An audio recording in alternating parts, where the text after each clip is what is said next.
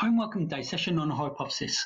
So when we are talking about hypothesis, what we're talking about is a prediction made at the very beginning of an experiment before we've actually conducted this. So we are basing our statements, trying to make a prediction on the results of our experiment before we've conducted this, so we don't know what the result's actually going to be. So what we're actually looking to do is either prove or reject or disprove this statement. So an example of a hypothesis is that mature learners with jobs don't do as well as others in their exams.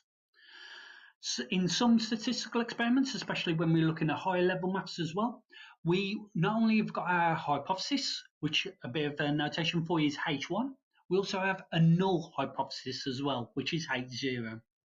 So what our null hypothesis is actually allowing for, we'll have our statements, which will be what we think is going to happen. Our null hypothesis allows for any other outcome.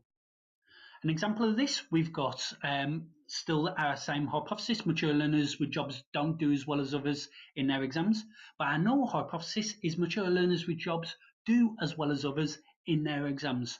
So these are the only two outcomes that can actually come out of my experiment. And what we're looking to do is reject our null hypothesis in favour of our hypothesis. So a couple of things that we need to bear in mind when we are conducting experiments. We need to, first of all, specify what the problem is and why we're investigating it. What data do we actually need to collect, and how we're going to collect it?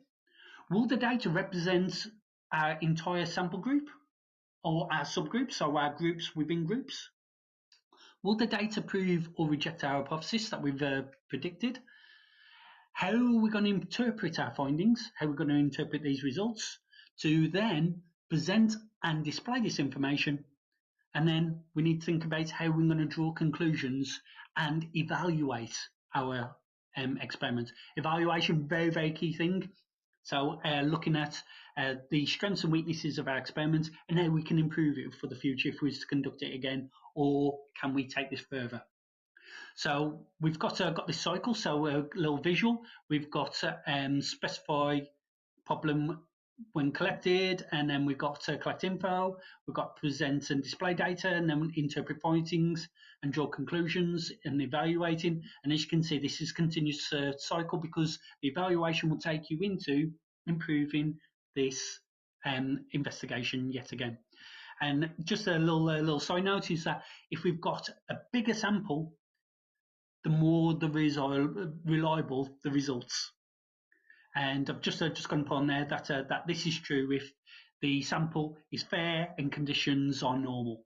So what I mean is that the conditions are fair for exactly the same experiment each time. It's not being influenced by any outside variables.